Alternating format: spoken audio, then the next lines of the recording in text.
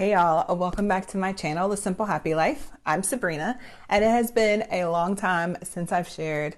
Other priorities have taken over, but I've gotten a lot of questions about how Oak Meadow has gone for us this year, and so I wanted to address those. If I want to keep this video short, I'm gonna have to not talk so much. So if there's something I don't get to or address that you may be curious about, please feel free to ask those questions in the comments below, and either I'll make a video talking about those things or I'll address you in the comments below. So let me jump into this because I have a lot to say.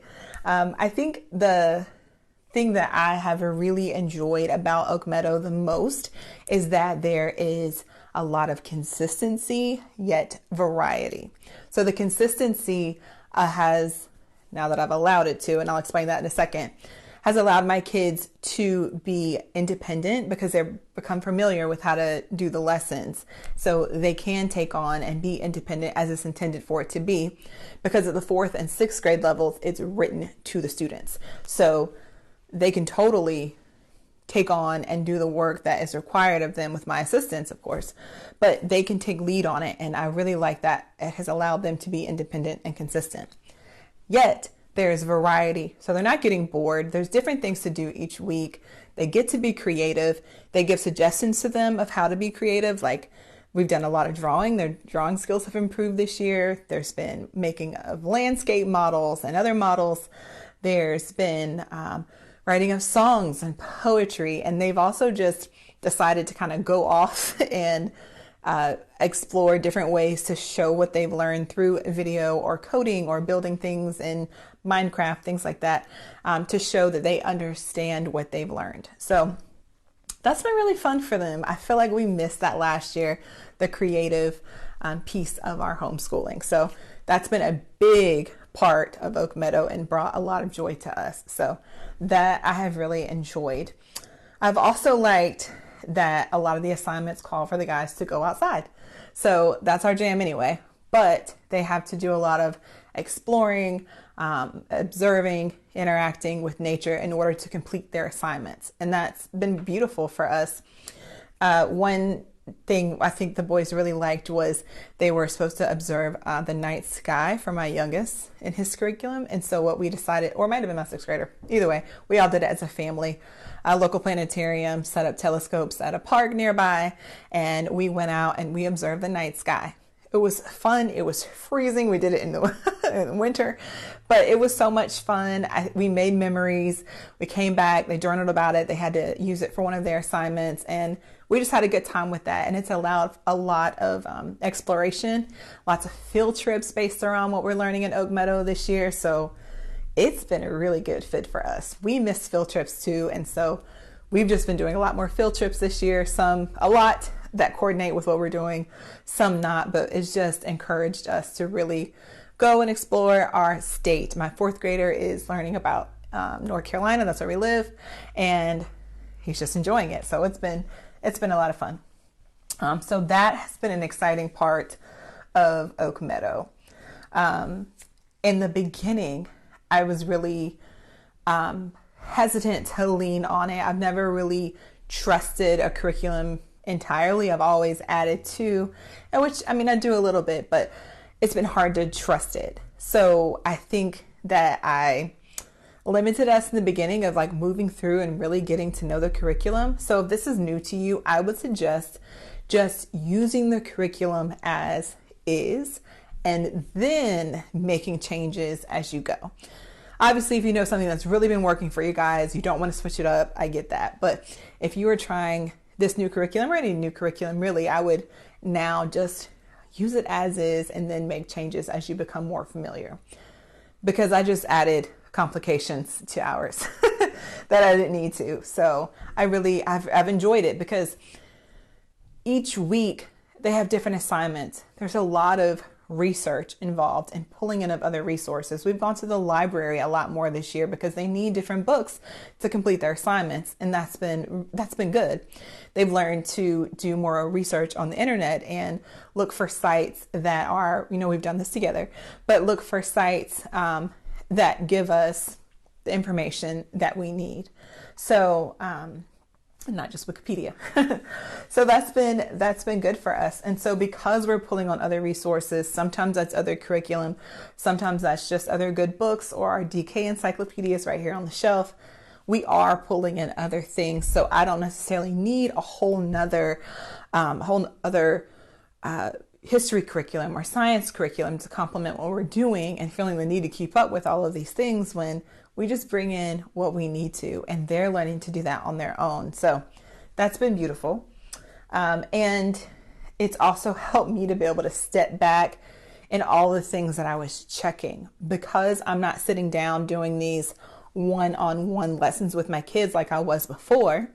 They're taking the lead on things and doing the lessons on their own. And then I'm coming in and inspecting the work. I'm making sure that they got it done, making sure that they have an understanding, editing papers with them. So that's been different. So I've had to literally write that down in my planner, do not expect what you're not willing to inspect. So that has also helped me not add in so many things, because then that's more for me to go back and check. Not being lazy, but just realizing that I might have been overwhelming my kids with too much, because it's even overwhelming for me to go back and check it all. So don't do that. You don't do that. I will share with you the supplements that I have been using consistently throughout the year with them, though.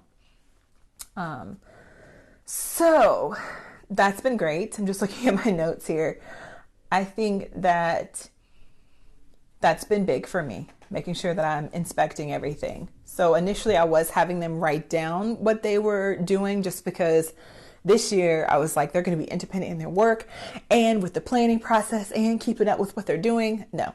So they've been independent with their work, which is great. We sit down and we choose the choice assignments together, but then I put down and help break down everything for the week, because lessons are given for the week and not like per day, like other curriculums that we've used. So I will put it in our homeschool planner, which is our digital homeschool planner. The boys will log in each day and they'll see what they need to get done, and they'll tick it off. I'll check it, make sure they got it done. Anything that we didn't get done to that day, I'll just slide it down on our digital calendar, and we'll just push things back or double up on things that make sense to double up on. So that has worked really well for us. So I'm still doing the majority of the planning, and they are checking off as they go, and they can move ahead in that way too. They've only done that a little bit where they like go ahead and work ahead, but they have that option to do so, and it's been that's worked well for us. So I'm still using Homeschool Planet. For those of you who have asked as far as our homeschool planner, my planning hasn't changed. I'll link those videos in the description below if you're interested in seeing how I plan. But that, for the most part, that hasn't changed. Still using Homeschool Planet, still journaling our days in my physical paper planner. So I think that was the biggest con the biggest con for me was being used to open and go curriculums, especially after doing Bookshark last year, where they had everything broken down for you daily. That was a big adjustment, going back to the weekly lessons and going to weekly lessons rather, because I had never had that before, and figuring out how much work they could actually handle in a day and in a week. So that took a lot of adjusting to, but I feel like we're in a good flow with that now. So I think that's it. Let me show you quickly the supplements that we are using. We have not been doing teaching textbooks, Time for Learning anymore. We continue with teaching textbooks for math in addition to the Oak Meadow math. We're not doing Right Start math anymore. That was me sitting down leading the lessons, and they wanted something where they could just go, and they can do that with Oak Meadow and teaching textbooks. So that's been a good fit for us.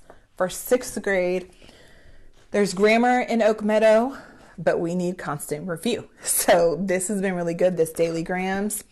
He has some capitalization, punctuation, parts of speech, spelling, sentences, analogies, sentence combining, and it's just this short worksheet that he does every day. So we do it 4 times a week, and that works really well for him, just to keep that in his mind. And then they also have vocabulary and spelling in Oak Meadow, but I don't know, I just haven't been loving it lately. So we did the beginners root words last year for him.